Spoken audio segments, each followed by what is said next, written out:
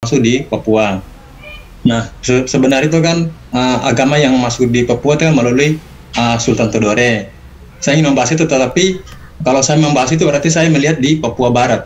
Nah, yang saya bahas sekarang ini kan adalah Papua. Jadi Papua kan ada dua provinsi, provinsi Papua dengan provinsi Papua Barat. Ya, sebenarnya saya ingin membahas penyebaran agama Islam awal mulanya itu kan dari Papua, dari Fakfak, Kaimana sampai Sorong sampai ke Raja Ampat dari Sultan Todore.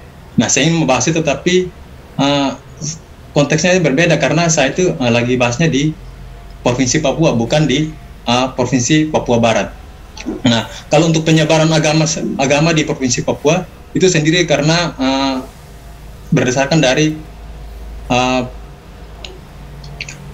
pendatang yang bermukiman di Papua itu sendiri. Nah, gitu. Jadi kalau untuk di kami Merauke itu sendiri itu namanya itu Jamer namanya. Mungkin teman-teman tinggal buka di Wikipedia, Jamer itu artinya Jawa Merauke. Jadi mungkin itulah penyebaran agama mulai di situ. Nah, kalau beda dengan Papua Barat tadi itu kan penyebaran agama itu melalui Sultan Todore. Kalau saya ingin membahas itu, tetapi beda konteksnya ke Papua Barat. Sedangkan saya sendiri bahasnya di Provinsi Papua. Jadi penyebaran agama itu melalui pendatang. Jadi mungkin kawin campur gitu, lama kelamaan penyebaran agama di Provinsi Papua tersebar. Segitu. Saya next ya teman-teman. Terus bahasa. Nah, saya ini kan yang dibahas adalah dialek atau logat. Karena kalau dibahas secara khusus dalam daerah khususnya itu kan akan banyak. Misalkan bahasa daerah misalkan Merauke itu kalau dibilang laki-laki itu namek, kalau bilang perempuan itu namuk. Kalau kita bahas secara daerah terkhusus itu akan banyak. Nah, di sini saya bicara tentang suku Papua secara umum. Jadi berbicara tentang dialek Papua. Misalkan yang pertama itu cara berbicara menggunakan dialek Papua itu cara atau gaya berbicara dialek orang Papua menggunakan lafal serta intonasi yang sangat khas. Nah, kebanyakan dialek Papua itu disingkat seperti saya itu sa, kamu itu ko, pergi itu pi, dan lain-lain. Mungkin teman-teman mungkin bisa lihat di makalah. Terus di sini ada pakaian adat. Pakaian adat yang pertama itu ada koteka, terus ada rumbai, terus ada sali, terus ada yokai. Itulah pakaian-pakaian adat yang ada di suku Papua. Kalau untuk daerah sebenarnya sih, untuk daerah-daerah Papua itu, untuk suku-suku daerah Papua itu masing-masing memiliki pakaian-pakaiannya sendiri-sendiri. Tetapi di sini kita bahas secara khusus. Jadi ini yang saya bahas yang secara umum yang mungkin teman-teman sudah pernah mendengar. Terus yang selanjutnya aksesoris. Di sini ada mahkota, oke. Setelah itu ada misalnya ada gelang, terus ada topi, ada nyaman, ada noken, terus ada sage, ada mic dan sebagainya. Terus di sini rumah adat suku Papua. Di sini saya ambil cuma satu saja, yaitu rumah Onai. Di Makal itu ada 3, tapi di sini saya juga ambil satu saja, yaitu Onai. Nah, kata Onai berasal dari 2 kata, yaitu pertama hun yang berarti pria dan a yang berarti rumah. Sedangkan untuk perempuan disebut dengan nama ebe yang berasal dari kata ebe yang berarti tubuh, dan ai ini artinya rumah. Dan untuk tempat tinggalnya hewan atau ternak biasanya diberi nama wamai. Nah, mungkin ada videonya, ada link YouTube-nya, mungkin teman-teman mungkin mau lihat. Ada saya cantumkan linknya. Saya langsung saja karena waktu gitu nepet. Terus fungsi rumah Honai, fungsi utama dari rumah adat Honai ialah sebagai tempat tinggal, namun masih ada beberapa fungsi lain seperti di bawah ini. Yang pertama itu sebagai tempat penyimpanan berbagai alat-alat perang dan berburu hewan. Terus yang selanjutnya itu untuk mengajarkan kepada anak laki-laki supaya mampu menjadi pria dewasa dan kuat serta bermanfaat untuk sukunya kelak. Terus yang ketiga, sebagai tempat untuk merencanakan strategi perang apabila suatu saat terjadi peperangan. Terus yang terakhir, untuk penyimpanan benda atau simbol dari adat suku yang menjadi suatu warisan turun-temurun. Terus selanjutnya,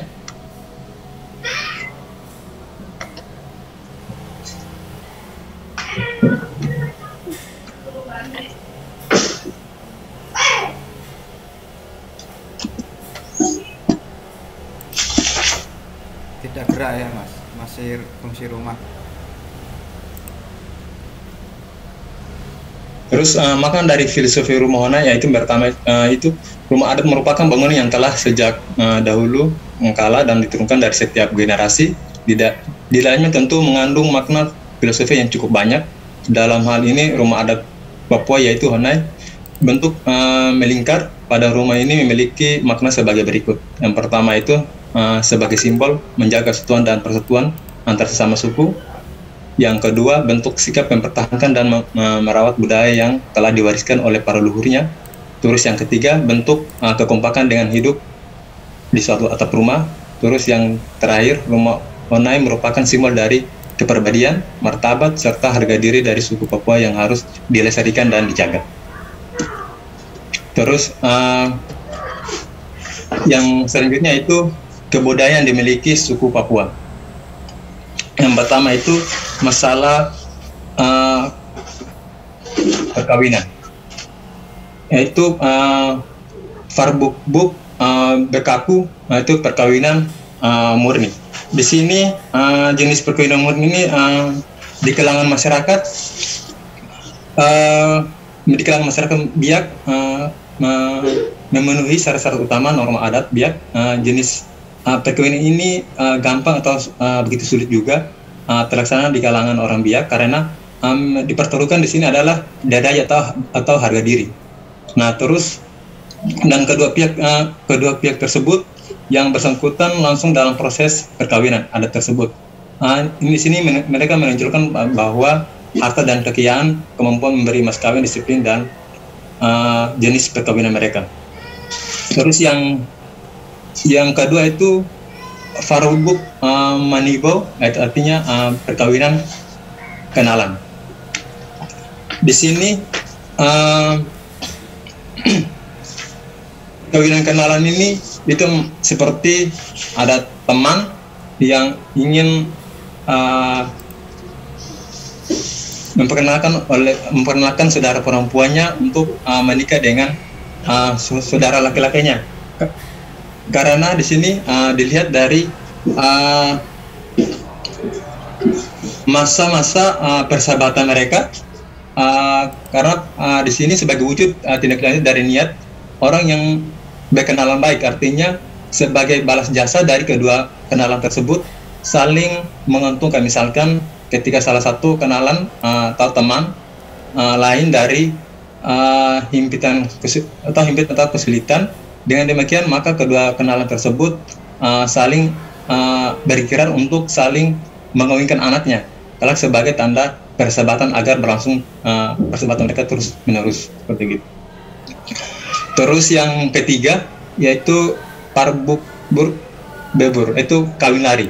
Nah, di sini jenis kawin ini terlaksana sebagai wujud dari niat seorang laki-laki atau perempuan tidak direstui oleh pihak keluarga, karena pihak keluarga mempunyai calon lain di luar keinginan kedua orang tua tersebut.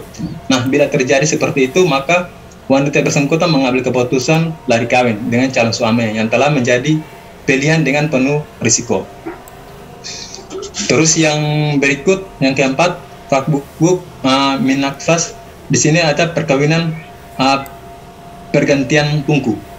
Nah, di sini jenis perkawinan ini dapat disetujui di kalangan masyarakat adat Biak untuk diberlakukan khusus bagi seorang laki-laki yang apabila istrinya pertamanya telah meninggal atau wafat, maka adik kandung yang sudah genap usia kawin dibenarkan untuk kawin dengan kakak iparnya agar hubungan kekeluargaan yang ada tetap terus berlangsung. Nah, proses perkawinan ini biasanya tidak diacarakan, tetapi langsung menjadi istri atau suami istri. Artinya cukup dengan mendapat restu dari kedua belah pihak, sehingga bersangkutan mas kawinnya terserah dan kemampuan dari keluarga tersebut. Terus yang kelima itu Frakbuk min Babyak, artinya perkawinan pengganti korban pembunuh. Nah, di sini tuh perkawinan adat penobatan itu misalkan dalam peperangan mungkin ada yang mungkin terbunuh seperti begitu, mungkin suami atau begitu dalam peperangan dalam suku tersebut. Nah, di situ mungkin istri yang korban tersebut mungkin bisa menikah dengan laki-laki yang mungkin kasih korban tersebut untuk menafkahi dalam kehidupannya. Nah, di sini adalah perkawinan hadiah perampas. Yang terakhir adalah perkawinan hadiah perampasan sebagai budak. Di sini mungkin perkawinan paksa. Jadi diambillah laki-laki mengambillah perempuan tersebut, dijadikan sebagai perkawinan secara paksa, sama seperti yang tadi tidak disetujui oleh keluarga tersebut. Terus di sini upacara adat. Upacara adat yang pertama yaitu kelahiran bayi. Di sini kelahiran bayi, masyarakat atau orang Biak percaya bahwa kelahiran bayi atau war merupakan suatu kewajiban yang harus ditunaikan oleh setiap keluarga Bati atau inti dalam bentuk upacara. Tradisi ini merupakan upacara yang sakral bagi mereka. Mereka percaya bahwa berfungsi untuk melindungi seseorang dalam setiap peralihan atau siklus hidupnya. Ini adalah upacara yang diselenggarakan pada setiap peralihan dan sosial seorang anak. Nah, di mana selama masih berlangsungnya proses kehamilan, calon bayi akan terus dijaga dengan baik. Terus yang kedua yaitu ritual kematian. Nah, sebuah upacara adat yang ditujukan untuk mengantar mereka yang telah mati kembali ke alam roh. Nah, mereka percaya bahwa roh orang yang mati akan berada pada lingkungan rumah mereka. Terutama dibuatnya patung bis seperti suku Asmat. Terus di sini yaitu tradisi Ikipalek. Mungkin teman-teman kalau sudah pernah nonton film Denias, di situ ada tradisi ini sedikit, ada tradisi ini. Nah, tradisi Kepalek hanya dilakukan oleh kaum wanita saja, meskipun kadang ada laki-laki yang melakukannya sebagai bentuk kesedihan. Nah, untuk memotong jari tersebut mereka biasa menggunakan kapak atau pisau tradisional, dan bahkan jarang mereka menggigit jari untuk hingga putus begitu. Jadi tradisi potong jari dilakukan sebagai lambang kesedihan karena ditinggal mati oleh keluarganya. Nah, kalau untuk mereka ini menangis saja tidak cukup untuk mengungkapkan kesedihan akibat ditinggal seseorang yang disayang. Nah, rasa sakit dari memotong jari ini dianggap dapat mewakili kepedihan hati yang dirasakan karena kehilangan. Nah, makna dibalik Ikepelek ini yaitu simbol harmoni, persatuan, dan kekuatan.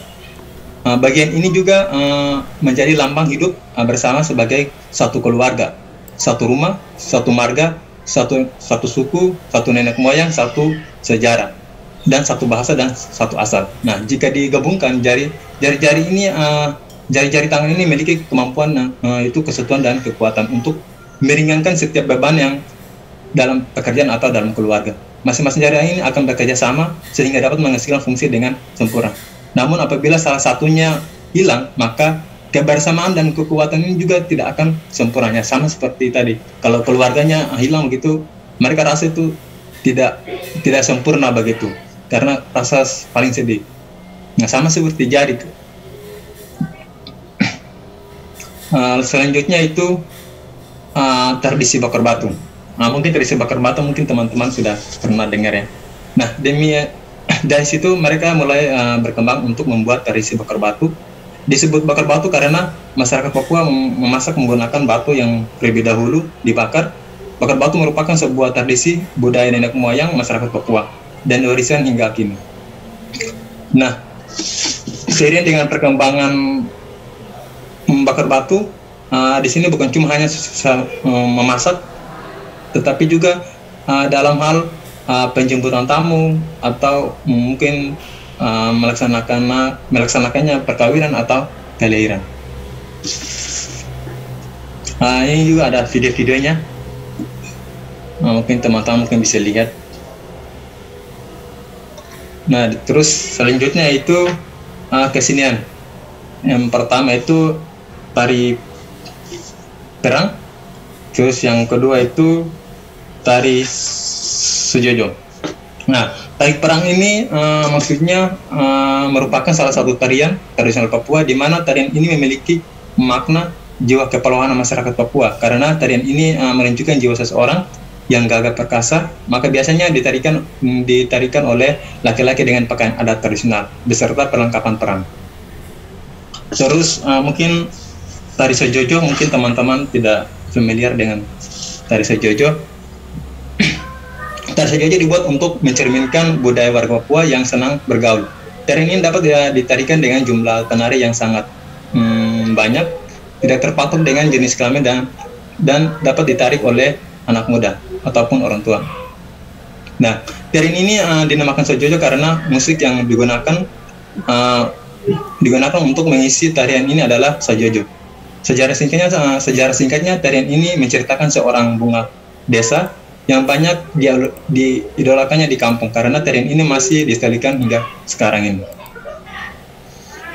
Ini ada videonya, mungkin teman-teman bisa lihat. Terus yang berikutnya itu tari Yospan. Terus yang berikutnya itu tari Selamat Datang. Nah, di sini alat musik yang pertama itu triton, yang kedua yaitu pikon, yang ketiga itu fu, yang keempat tifa, yang kelima yaitu bustek. Mas Umar, masih banyak enggak slide-nya? Ini sudah 15 menit, saya tambah 5 menit lagi ya. Oke, saya next saja. Masih banyak, Pak. Saya next saja ya. Nah, itu senjata tradisional suku Papua. Terus ini seni ukir patung asmat. Nah, mungkin teman-teman bisa lihat, ada videonya juga. Ini makanan pokok makanan pokok suku Papua, yaitu sago. Terus ini fungsi makanan. Nah, di sini mungkin saya bisa fokusnya di sini permainan tradisional suku Papua. Nah, itu patakaleng. Patakaleng merupakan permainan tradisional warga Papua. Luas lapangan saat ini demikian tidak ditentukan. Bisa di setengah lapangan bola sesungguhnya. Bisa juga dengan ukuran yang sangat kecil. Nah, kaleng kerap menggunakan bekas minuman atau makanan diletakkan pada kedua sisi.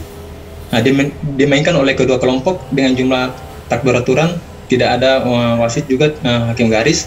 Waktu permainan tidak diatur, bisa 2 jam bahkan 3 jam. Boleh dari apa saja.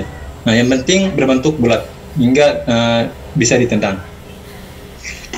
Saya kasih next. Pak Hamid, saya kasih video tidak Pak Hamid? Next saja, mungkin teman-teman mungkin bisa lihat ini videonya. Permainan patakaleng seperti apa, ada videonya di sini. Di sini juga ada nilai-nilai karakter dari patakaleng, yaitu ada kerjasama, jujur, saling menghormati, dan disiplin. Terus ini ada salah satu permainan tepuk stick. Nah, mungkin teman-teman sudah pernah lihat permainan ini. Salah satu permainan yang sering dimainkan anak-anak sekolah dasar adalah stick es krim. Nah, permainan ini gampang saja, bisa dimainkan oleh minimal 2 anak. Terus yang kalau ditepuk itu memang plok-plok, itu terdengar suara telapak tangan yang ditepuk ke lantai. Hembusan angin yang muncul akibat tepukan itu membuat stick es krim yang ada di lantai bergerak menuju ke area stick yang lain yang bertebaran di lantai. Ini cara mainnya. Nah, ini cara mainnya. Nah, dalam permainan tadi itu Anisnya ada nilai-nilai karakter. Nah, pertama, interaksi sosial yang terjadi di antara mereka sangat baik bagi pertumbuhan mentalnya. Mereka belajar bersikap dengan baik jika ada di dalam satu komunitas, menghargai orang lain, tidak boleh merasa saling benar. Jika itu terjadi, permainan bisa saja bubar. Terus yang kedua itu, keharusan menunggu giliran akan tumbuh budaya antre di dalam diri siswa atau anak, bahwa tiap orang harus disiplin dan patuh terhadap rambu-rambu yang sudah ditetapkan. Terus yang ketiga, dalam permainan ini harus jujur. Jika tidak, permainan tidak dapat diteruskan karena akan ada yang merasa dirugikan. Pasti ada juga keberatan. Tentu saja sifat ini sangat dibutuhkan dalam kehidupan sehari-hari, di mana orang yang jujur akan selalu dipercaya oleh orang lain. Terus yang keempat, adanya ada kompetisi yang menumbuhkan. Terus yang kelima, menunjukkan ide-ide dan pikir sehingga menemukan pikir yang tepat untuk memenangkan pertandingan. Terus yang keenam, memberdayakan barang-barang bekas menjadi alat permainan yang menyaksikan. Ketujuh, yang paling penting, mereka terbiasa dengan berinteraksi dengan teman-temannya. Terus ini nilai-nilai pendidikan karakter dalam budaya suku Papua. Mungkin teman-teman bisa lihat ada 15. Terus hubungan nilai-nilai budaya suku Papua dan permainan tradisional dalam menanamkan karakteristik siswa sekolah dasar.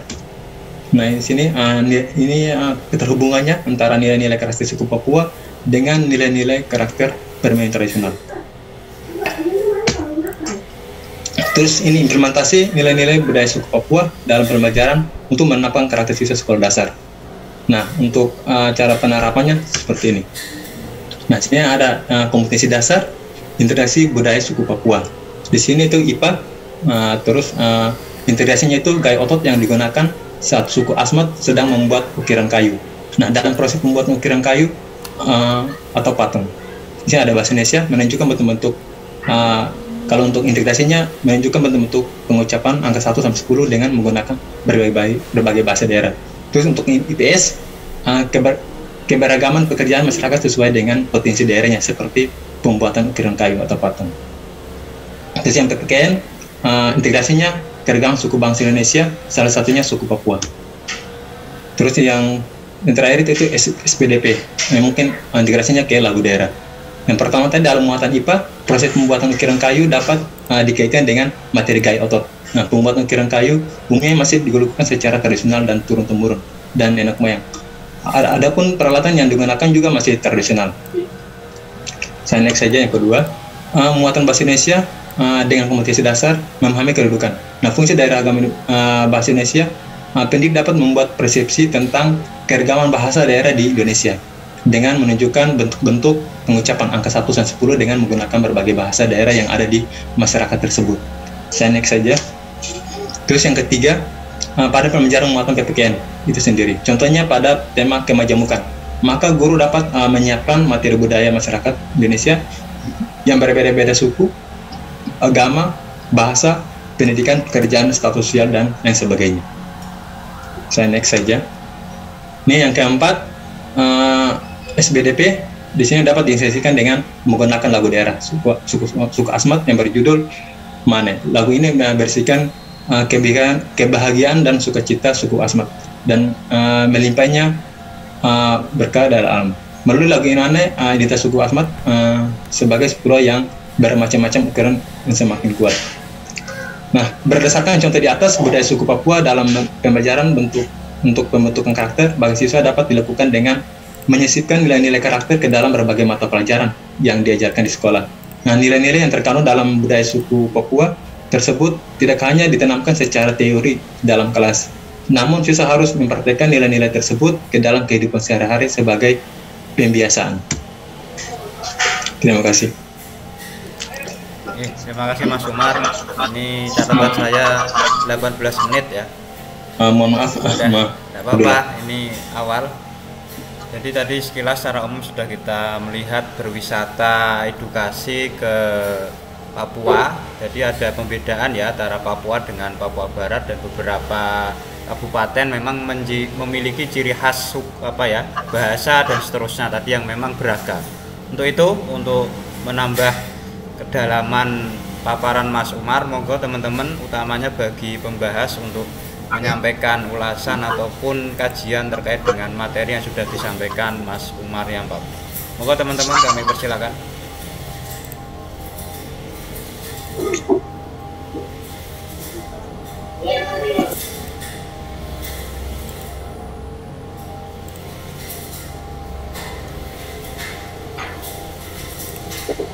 Kemarin pembahas siapa ya?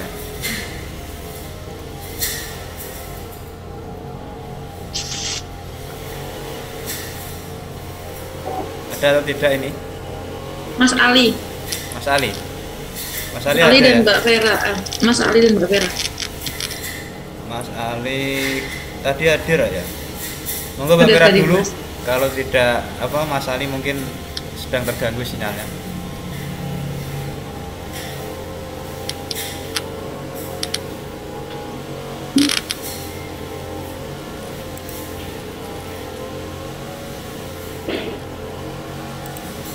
Halo Mbak Vera, malah di off cam nih.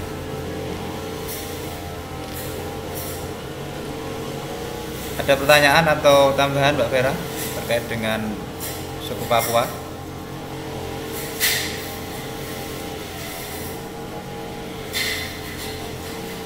Mungkin Mas Ali. Mas Ali tidak ada, kayaknya keluar.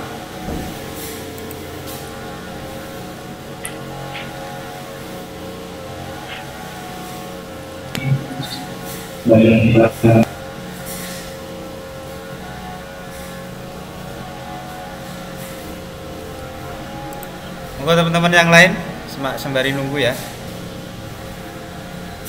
Ada Pak Hamidullah kalau Pak diizin. Martin, monggo. Ini Pak, yang saya mau tanyakan, sebenarnya nggak keluar dari materi, cuma kalau saya perhatikan tadi slide dari Pak Umar sangat menarik, meskipun belum bisa dipaparkan secara utuh semuanya karena keterbatasan waktu. Ini yang saya mau tanyakan Pak Umar, kondisi pendidikan di Papua khususnya pedalaman itu dan khususnya di sekolah dasar bagaimana sekarang Pak di sana, karena kalau saya melihat video-video itu sangat memprihatinkan, lebih memprihatinkan dari kondisi yang saya alami di sini di Sulawesi Barat. Kalau sekarang di sana bagaimana Pak kondisi pendidikannya di khususnya sekolah dasar, misalnya jumlah gurunya, apanya, apakah sudah memenuhi ini? Baik Pak, terima kasih. Langsung ya Mas Umar. Terima kasih banyak Pak Jumadin. Saya rasa untuk pendidikan untuk di daerah terpencil, khususnya kami yang paling ujungnya. Ini saya bahas tentang di Merauke aja lah Pak, karena kami paling ujung, paling timur. Nah, untuk pendidikan untuk daerah pedalaman, kalau untuk di dalam perkotaan mungkin guru-gurunya mungkin berjalan bagus kalau itu di kota. Tetapi untuk di pedalaman sendiri, terutama untuk guru-guru yang PNS, ini terutama. Jadi untuk yang pedalaman itu biasanya itu guru-guru PNS itu datang pada saat ujian. Nah gitu. Untuk ngajarnya itu, yang ngajar itu honor sekolah yang mereka, yang guru-guru honor ya. Nah itu mereka yang ngajar. Nah sedangkan untuk guru-guru yang PNS itu bahkan tidak ada. Apalagi kalau guru-guru PNS itu kan, apalagi kalau punya keluarga, apalagi ada di dinas gitu. Wah itu malah 10 tahun itu nggak muncul itu. Bahkan pernah itu kan di pedalaman itu kan masyarakat kan paling harga itu paling harga sekali itu guru. Di pedalaman paling harga sekali itu guru. Itu bahkan sekolah itu ditutup. Itu sekolah tutup karena yang ada di situ cuma guru-guru honor, sedangkan guru-guru macam PNS itu jarang ada di tempat.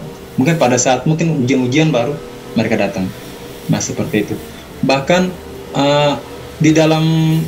di sini kan Papua itu kan, nah gini, kalau orang tuanya pergi mencari pasti anaknya juga pasti ikut.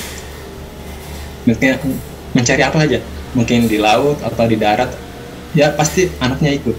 Nah, kalau gurunya nanya ke orang tuanya, loh kenapa anaknya yang sekolah?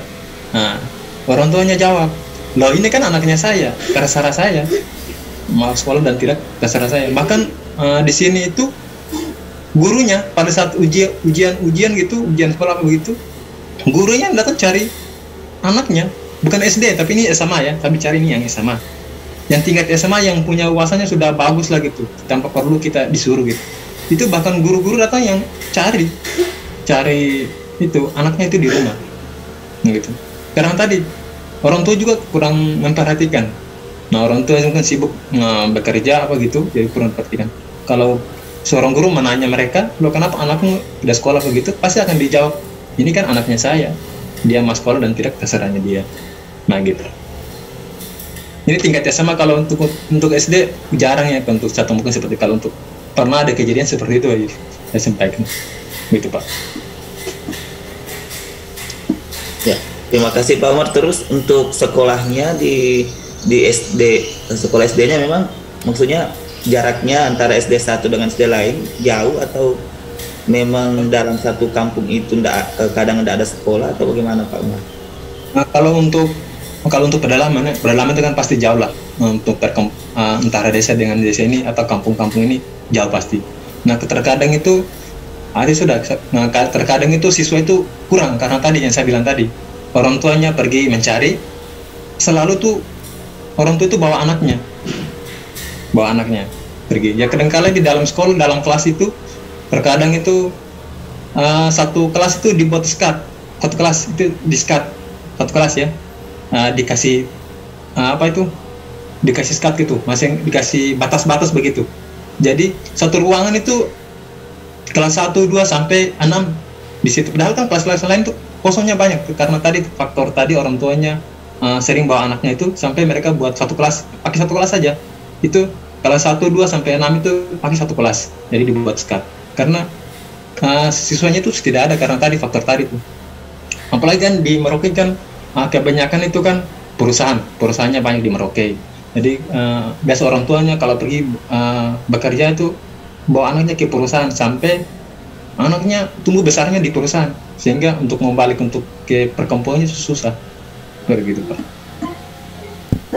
Kalau untuk di pedalaman seperti gitu Pak. Kalau untuk di kota ya aman-aman saja, alhamdulillah. Cukup ya. Terima kasih Pak informasinya. Monggo yang lain, masih ada satu kesempatan lagi. Mas Ali mungkin yang membahas. Ngapunten tadi sempat terputus-putus. Yeah. Sinyal agak susah. Mungkin saya lebih bertanya saja Pak Umar. Ada satu hal yang yang baru saya tahu sebenarnya dari artikel Pak Umar ini, ada tradisi iki palek, potong jari. Nah ini menurut saya hal yang unik. Nah apakah hal itu tuh masih dilaksanakan di era sekarang? Kemudian saya itu kadang berpikir beberapa budaya yang ada kemudian mungkin yang terdahulu dan lain sebagainya itu terkesan memiliki nilai yang negatif dan tidak layak untuk dilaksanakan atau menjadikan suatu tradisi-tradisi yang akan terus-menerus gitu.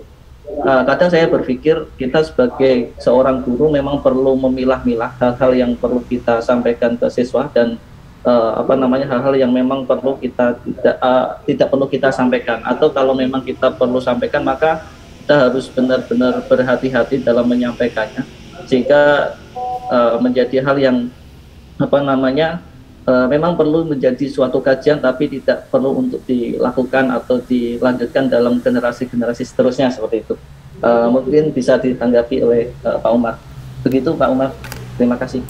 Kurang lebihnya mohon maaf. Monggo Mas Umar. Terima kasih banyak Pak Ali. Nah, untuk tradisi ikat palek sampai sekarang masih ada. Tadi benar yang disampaikan oleh Pak Ali tadi. Terkadang kita berpikir, loh, kok bisa ya potong jari gitu ya. Biasa kita berpikir negatif begitu. Tetapi saya pun juga baru tahu bahwa tradisi ini potong jari dilakukan untuk sebagai lambang kesedihan karena ditinggal mati oleh anggota keluarga. Jadi mereka bilang bahwa kita menangis saja itu tidak cukup. Menangis saja itu tidak cukup untuk mengungkapkan kesedihan kita akibat ditinggal. Nah, rasa sakit dari potong jari itu dianggap dapat mewakili kepedihan hati yang dirasakan oleh suku tersebut. Nah, maka makna dari potong jari ini sebagai simbol harmoni, persatuan, dan kekuatan. Mungkin kalau teman-teman, jari, anggap saja jari ini seperti keluarga kita. Anggap saja jari seperti keluarga kita. Kalau jari satu itu tidak ada, rasanya bagaimana? Nah, sama seperti tadi tuh. Nah, gitu. Nah, bagian ini juga menjadi lambang hidup bersama sebagai ibarat jari kita sebagai lambang sebagai satu keluarga, satu rumah, satu marga, satu suku, satu nenek moyang, satu sejarah, satu bahasa, dan satu asal. Ibarat jari kita seperti itu. Nah, bila satu tidak ada, rasanya bagaimana? Nah, sama juga dengan tradisi kepalak ini.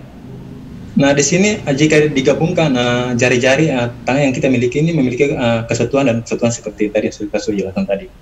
Nah, masing-masing jari ini akan bekerja sama. Nah, sama seperti kita. Kita kan di dalam keluarga. Dalam keluarga kita kan kita tidak bisa hidup sendiri. Terutama saudara kita atau orang tua kita pasti kan saling bekerja sama, saling merangkul. Nah, sama seperti mereka.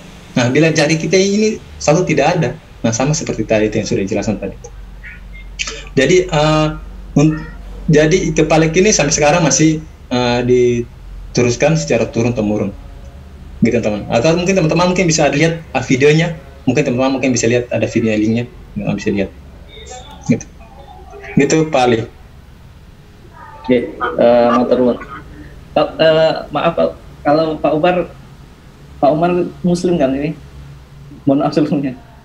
Ya. Nah, ya. Saya penasaran juga kalau maksudnya kalau kita ingin menyampaikan atau sebagai seorang Muslim gitu ya. Tadi kan kalau kita lihat banyak yang non Muslim gitu. Nah, kira-kira kalau kita sebagai Muslim di sana itu seberapa keterterimaan kita atau ini Pak seberapa kita bisa memberikan sedikit atau banyak pengaruh-pengaruh gitu loh ketika kita melaksanakan proses pembelajaran itu seperti apa Pak Umar? Nah, di sini kan seperti di Merauke, saya bahas sedikit di Merauke ya. Di Merauke ini kan ada sekolah yayasan Katolik. Pernah dengar ya, mungkin di Jawa ada ya yayasan Katolik. Di sini juga ada yayasan Yapis di Merauke. Jadi di sini itu siswa Islam ini itu mereka sekolah di yayasan Katolik. Padahal ada sekolah yayasan Islam juga ada, itu Yapis. Itu juga ada. Nah, saya pun juga heran kenapa mereka tidak masuk di Yapis, karena mereka bilang senang untuk belajarnya.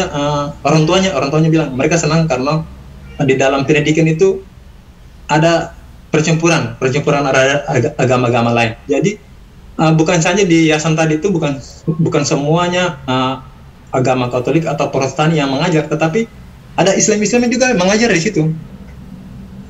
Bukan cuma Katolik saja yang mengajar atau Protestan saja mereka yang mengajar di situ, tapi ada guru-guru lain juga mengajar di situ, karena tadi ada siswa agama Islam yang sekolah pun juga di situ. Jadi biasanya itu ada guru-guru agama Islam pun juga dibawa ke situ, diajarkan juga di situ. Karena ada tadi faktor tadi tuh, karena siswa-siswa Islam yang juga yang sekolahnya di situ. Di sini untuk menyangkut agama ya sangat bagus, saling menghormati di sini. Cukup ya. Oke. Saya kira ada elaborasi menarik bahwa di sana ternyata juga sangat toleran gitu ya, antar satu pemeluk agama satu dengan yang lain ternyata tidak seperti yang kita pahami. Mungkin saya kira sudah cukup ya dua pembahas atau pengkaji.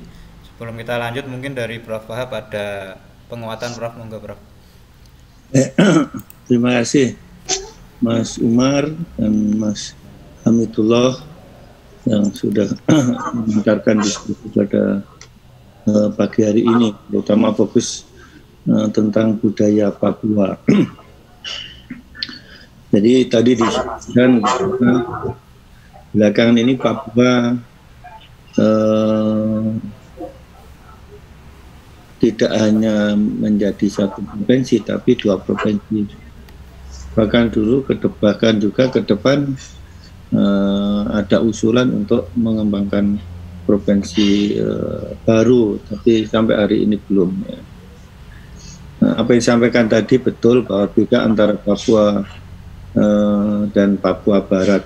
Memang Papua Barat dominannya adalah Muslim, tapi Papua itu sendiri sebenarnya dominasinya Kristen, kecuali daerah Merauke ya, Mas. Benar. Karena Merauke itu lebih heterogen ya, tidak asli dari orang Papua saja. Jadi banyak transmigran itu, banyak transmigran itu, baik itu dari NTT maupun dari NTB maupun juga dari mana Maluku, dari Makassar atau Sulawesi, itu yang membuat juga dari Jawa, yang membuat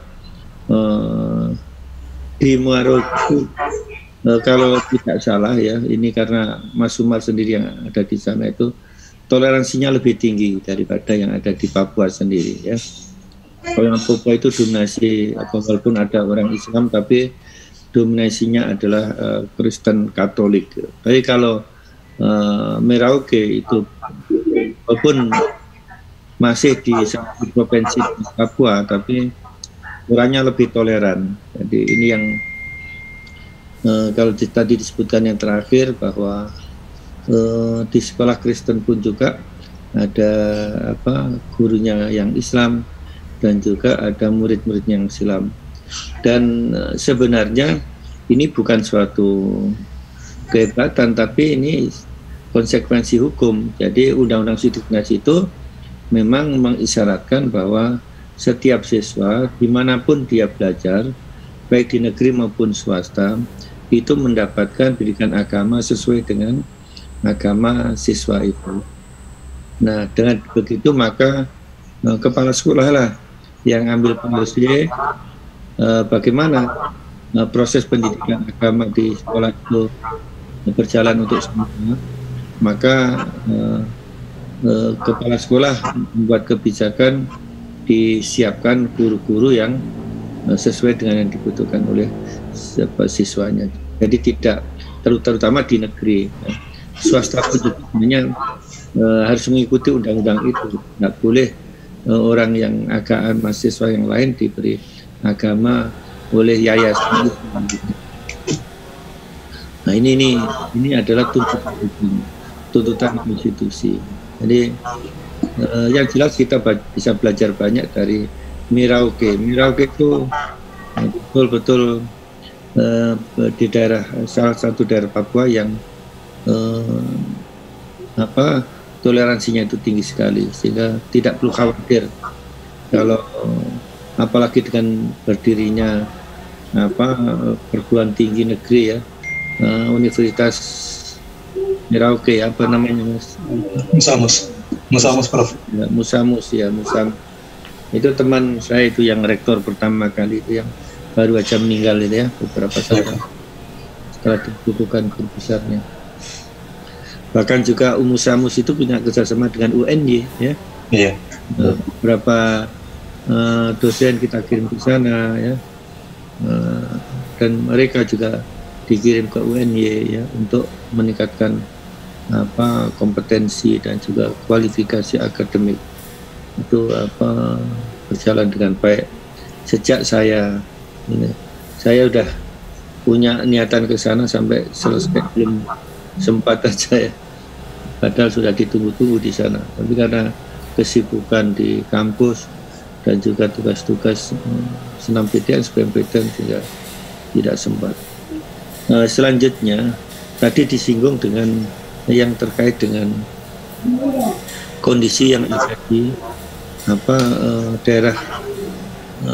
daerah ini apa jenisnya tertinggal ya, atau daerah pinggiran atau daerah remote area ya, yang jauh dari keramaian. Jadi kalau yang di sekolah yang ada di kota itu relatif seperti yang ada di Jawa. Tapi yang ada di remote area akan ironis sekali ya. Itu juga bukan hanya di Papua saja yang ada daerah remote area ya.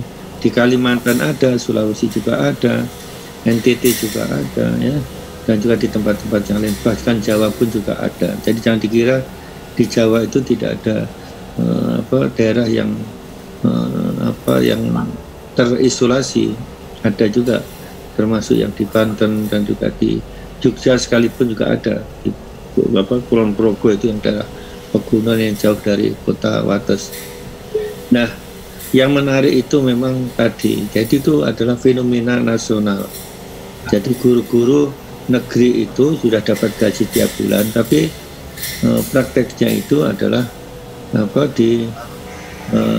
ambil alih atau digunakan pada honorer.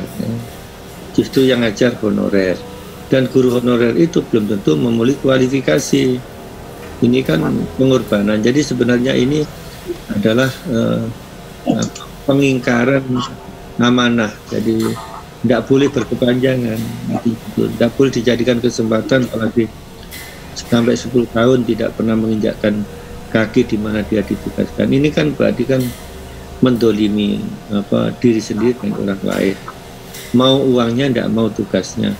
Bagaimana mau maju gitu loh. Padahal kan dengan adanya undang-undang guru dan dosen itu sudah ada yang namanya harga kemahalan bagi guru-guru yang tugas di remote area. Tapi tidak tahu evaluasi apakah kompensasinya itu seimbang atau tidak dengan, walaupun tidak seimbang, mestinya itu tidak boleh sama sekali 1 bulan itu tidak, masih tidak dimaklumi lah 1 bulan itu dijalani katanya 3 minggu, 2 minggu atau 1 minggu full di situ terus pulang, masih masuk akal lah. Apalagi berani setengah bulan misalkan terus pulang, terus balik lagi minggu awal bulan berikutnya sampai setengah bulan balik lagi. Ini masih lumayan. Belum apalagi sampai berani kata anak di double. Jadi datangnya hanya 2 minggu, tapi anak-anak terus belajarnya tidak hanya sebentar dari pagi sampai sore. Nah, berarti sama saja 1 hari itu equal dengan 2 hari kan itu dah. Nah ini masih masuk akal. Tapi kalau di sekolahnya pun juga jangankan dari pagi sampai sore, mungkin juga hanya 1 hari saja, bahkan juga hanya 2 jam 1 harinya itu, tapi 2 minggu pulang. Ini kan pada karo 1 minggu ngenyangi untuk atau menghadiri untuk 1 bulan. Jadi bagaimana bisa program kurikulum itu selesai dengan baik. Jadi saya kira bisa dimaklumi lah pemotongan waktu, tapi ada motivasi kurikulum yang dilakukan. Tapi yang jauh lebih penting adalah bagaimanapun juga dengan segala kesulitan, pendidikan karakter tetap harus diupayakan. Nah, ini yang harus diikhtiarkan terus oleh guru sendiri atau kepala sekolah atau dinas. Jadi mestinya itu tidak boleh berkepanjangan terus ya. Bagaimana ada solusi? Ya itu tadi mungkin dananya untuk 1 bulan nggak cukup, jadi hanya 2 minggu sudah, yang penting dijalani. Dan nanti sambil jalan untuk dipikirkan bagaimana nutupi setengah bulannya supaya guru yang masalah pengorbanan itu mau tugas di situ. Jadi misalkan double lah, misalkan gajinya double setiap 1 bulan, double tapi harus masuk terus lah, kayak gitu lah. Jadi itu adalah satu solusi, tidak dibiarkan terus, gantung terus. Ya dua-duanya nggak bagus. Guru sendiri juga ingkari amanah, anak-anak nggak terselesaikan. Nah, selanjutnya tadi misalkan itu kan urusan orang tua, apa urusannya dengan sekolah soal pendidikan? Ya ini kan memang sikap abil orang tua ya, yang mempunyai latar belakang status sosial yang rendah, jadi memandang pendidikan itu tidak punya arti apa-apa, lebih baik ikut kerja dengan orang tua. Lah ini kan tantangan bagi dinas atau bagi kepala sekolah. Dulu ada namanya mata kuliah life skill. Nah, jadi anak-anak yang ada di daerah remote area tentu tidak boleh diarahkan akademik murni. Jadi perlu juga dibekali separuhnya itu dengan keterampilan hidup, kecakapan hidup, sehingga anak-anak itu bisa merasakan apa manfaatnya dengan sekolah.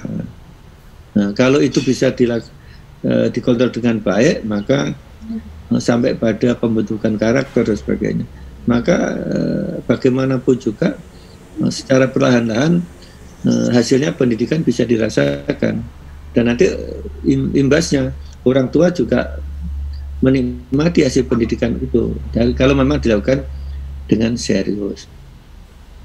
Saya dulu juga pernah waktu awal-awal perjalanan karir saya, jadi ketika di PG 4 tahun, jadi kelas 1 4 kemudian SMP itu ya kelas 3 tahun plus 1 tahun, jadi 4 tahun dan 6 tahun saya ngajar juga. Saya tetap anak-anak itu jam 1 sampai jam, kan saya pagi sekolahnya waktu PG 6 tahun itu. Nah itu sore hari saya ngajar. Gurunya yang lainnya walaupun PNS ya, itu tidak datang seperti kedatangan saya. Mengapa saya rajin ya? Perlu diketahui saya itu kan ngajar itu sejak dari PG 4 tahun kelas 3 ya sampai kelas 6 itu berarti 4 tahun saya di sekolah menengah itu sudah ngajar. Nah, saya ngajarkan juga cari honor ya, cari honor dan juga bisa mengabdikan ilmu saya juga dapat duit gitu. Nah kadang-kadang guru negeri itu tidak datang, kalau 1 minggu itu rumahnya jauh, kadang 2 hari 3 hari.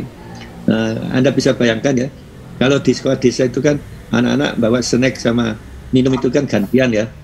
Kalau guru yang lainnya saya 3 kelas itu ya, 3 kelas itu tidak ada, yang lainnya saya ngajar sendiri. Nah snacknya kan saya yang makan. Nah saya kebetulan setiap hari bisa makan snack tanpa keluar duit saya. Nah ini senang saja walaupun saya harus ngajar gitu. Ya capek ya. Jadi yang satu berhitung matematika, saya beri tugas ya. Yang lainnya itu tak beri tugas lagi, baru yang 3-nya itu saya menjelaskan di kelas. Kira-kira setengah jam saya beri tugas, saya pindah ke kelas yang lain. Saya bicara di tempat itu. Yang lainnya siswa yang saya beri tugas. Ya. Terus berikutnya saya pindah ke kelas yang ketiga. Anak-anak yang saya berikan tugas. Loh itu dari jam 1 sampai jam 5 anak-anak tetap enjoy di kelas, nanti diselingi dengan istirahat ya di tengahnya itu. Nah, bisa berjalan dengan baik walaupun satu guru ya. Tapi kan ini kan butuh tekad, butuh totalitas. Jadi anak-anak bisa belajar dengan baik, guru pun juga perlu dedikasi yang tinggi. Karena saya lakukan itu. Makanya itu begitu dulu ada pembahasan multi-year class, multi-classes ya. Belajar mengajar di berbagai kelas ya. Bukan hanya satu ruang ada 3 kelas, tapi saya memang 3 ruang itu 3 kelas. Gurunya yang pindah gonta-ganti dari kelas ini. Ya nggak ada capek ya, capeknya hilang waktu istirahat saja, bareng 15 menit 20 menit itu antara sekitar jam 3 habis sholat asar ya, sholat asar terus istirahat sebentar. Itu aja istirahatnya. Tapi kalau pas jam kelas itu ini bergantian masuk di kelas itu. Jadi saya itu tidak hanya sehari 2 hari ngajar di 3 kelas itu. Tapi kan anak dalam waktu itu walaupun guru 2-nya itu tidak ada tetap jalan. Nah ini memang ujung-ujungnya Mas Umar kembali kepada guru masing-masing itu. Jadi kalau mau ingin memenuhi tanggung jawabnya, nggak boleh tricky ya, nggak boleh nakal, nggak boleh main selintutan. Nah itulah, jadi akhirnya kembali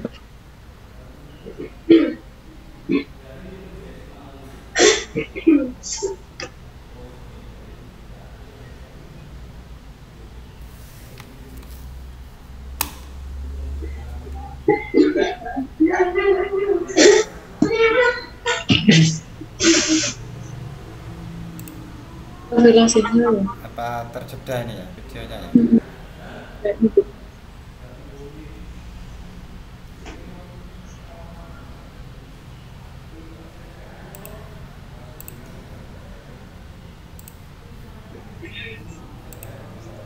Mbak Esti juga gak gerak itu ya, cemberut terus ya. Satenya Bang. Aku nggak yakin Mbak Esti lagi ngadep tugas. Mesti lagi zoom in zoom out.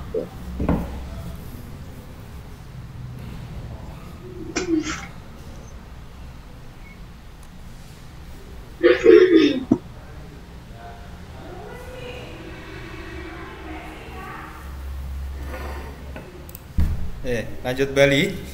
Monggo Mbak Prabandari di Mandegani. Yakin ini langsung Pak Wadan. 12. Cari langsung. Ya. Prof kemana toh Prof? Mbak Tia ki wis pengen. Keluar. Ada lagu pemanasan Mbak. Ada kelas toh. Begini langsung Pak, cepet. Kayaknya signal aduh. Jona kalau Mbak Ulan, cari metakan. Mumpung Prof nggak ada ya, Pak Umar. Aku nggak nakal loh. Dapat pertanyaan dari Mbak Hesti loh ya. Pertanyaannya begini Pak Umar. Itu koteka yang cowok-cowok itu kan ada yang gede, ada yang kecil, terus kok ngadepnya ke atas terus, apakah ngacang terus atau gimana ya itu? Atau ada talinya? Astaga. Itu pertanyaan saya sama Mbak Esti dari pagi bahas itu ngakak-ngakak loh. Tak zoom nggak ada talinya loh. Itu gimana Pak Umar? Gimana? Saya dijawab dulu toh. Jangan porno dulu sebentar. Aku penasaran soalnya sama Mbak Esti. Kan pasti ada waktunya untuk mengkeret gitu loh, kok ngadep ke atas terus gitu. Sekalian tutorial Pak Umar. Ini praktek Pak. Lah empirik kok. Lakune kanthi laku. Direct instruction. Biar dipraktekkan Pak Wadan, Pak Umar kalau butuh yang tutorial. Direct instruction. Tapi itu kan kearifan lokal sana toh, makanya serius gitu. Iki dong bahas apa to iki? Iki jane bahas apa iki? Wis rampung kuliah. Kepala sukune teko. Lah, kowe mau krungu suara sing kenceng mimau langsung melek Pak. Krungu aku. Ya tak sisanke wae Mas Umar itu kira-kira diameter berapa yang paling besar? Enggak, kok berbeda-beda gitu loh. Kok ada yang yang segitiganya kecil, panjangnya beda-beda itu kenapa? Terus apakah itu menganalogikan perbedaan dalamnya? Terus kenapa kok ngadep ke atas terus gitu? Itu pertanyaannya. Sudah. Langkah baiknya di atas atau di bawah ya? Ibu-ibu suka di bawah. Kalian bahannya Pak Umar itu bahannya apa? Gatel apa? Oke, siap. Pak Umar jawabnya serius dulu. Pak Umar. Mbak Esti mana ya? Pak Umar. Halo Pak Umar. Oke. Bagaimana ketua? Saya bantu jawab. Kalau hadap ke bawah nggak bisa itu tanya Mas. Iya, setuju. Coba tanya Mas Heri. Jawabannya itu. Coba tanya Mas. Jawabannya itu udah. Nah iya. Masalahnya sing bingung barang gitu. Gila. Dipaksa munggah ya loro. Udah ya. Jadi gini teman-teman. Biasanya itu kalau anggapan umumnya beredar di beredar ya, biasanya kalau anggapan umum yang beredar di luar itu mengatakan bahwa ukuran ya, terus baiknya panjang dan besar, Koteka melambangkan status pemakainya, biasanya gitu. Oh, berarti kalau besar berarti ukurannya pasti, ya biasa gitu ya, biasa gitu. Kalau Gitu ya. segitiganya panjang berarti ukuran lebih gede gitu. Wah, itu bisa pemalsuan itu berarti gede-gede gitu. Jadi gitu. Terus namun pada kenyataannya bukanlah demikian gitu teman-teman. Nah, ukuran Koteka dipilih berdasarkan aktivitas apa yang sedang mereka lakukan. Nah, itu dulu. Nah, terus Koteka yang pendek digunakan saat mereka bekerja dan aktivitas sehari-hari. Seperti gitu ya, bukan kondisi. Oke, iya. paham. Jadi masalah pendek bukan masalah ukurannya tidak, tetapi aktivitasnya. Oke, mantap. Terus kenapa kok ngadep ke atas Pak Umar? Nah iya, tadi karena diketali atau gimana? itu kan semua kan diketali kan, kalau tidak diketali kan lepasnya dia. Oh, pantasan ngadep ke atas Mbak Hesti. Aku wes ngejem tuh nggak ada nemu talinya kok. Oh, Itu kan itu pakai tali. Oke, terjawab. Oke. Jadi kan tadi yang Koteka pendek digunakan saat mereka bekerja dan aktivitas sehari-hari seperti bercocok tanam, berburu dan berternak. Sedangkan untuk acara-acara adat mereka menggunakan Koteka yang berukurannya panjang, juga bisa sepanjang sampai ke atas itu. Nah itu bisa segitu. Oke, Pak Umar makasih ya jawabannya. Nah, Mbak terus Hesti terjawab. Terbuatnya dari bahan apa? Dari itu loh, labu putih tuh. Pernah lihat labu putih? Coba share labu putih. Apa namanya? Tadi telepon saya tapi kok susah diangkat ya. Nah, terbuat dari situ bahannya, terbuat dari labu putih. Itu berarti anti inflamasi ya Pak ya, nggak gatal-gatal gitu. Iya. Seperti begitulah. Ya, aman berarti. Oke. Makasih ya Pak Umar jawabannya. Iya. Udah nggak penasaran. Langsung aja yuk. Itu Yuk. Prof jaringannya bermasalah katanya. Oke,